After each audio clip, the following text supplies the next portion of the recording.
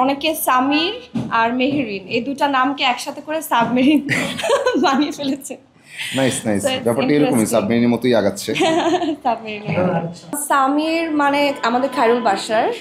খায়রুল বাশার ভাইয়ার সাথে আমার এর আগে বেশ কিছু একক নাটকে কাজ করা হয়েছে, সেগুলোর এক ধরনের প্রশংসা পেয়েছি, দর্শক পছন্দ করেছে।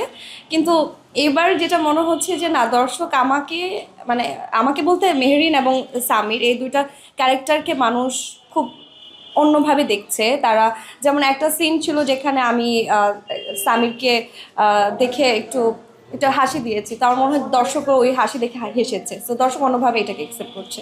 সো এটা আমাদের জন্য একটা নতুন কিছু অ্যাড হচ্ছে। সামির আমার উপরে সামিরের ব্যাপারে প্রশংসা করছিলাম না, অলরেডি বলে ফেলেছে। কিন্তু আমার আজকে খুবই ইন্টারেস্টিং লাগছিল যে অনেকে সামির আর মেহেরিন এই দুটা নামকে একসাথে করে সাবমেরিন বানিয়ে ফেলেছে। নাইস নাইস, ব্যাপারটা এরকমই সাবমেরিনের মতোই আগাচ্ছে।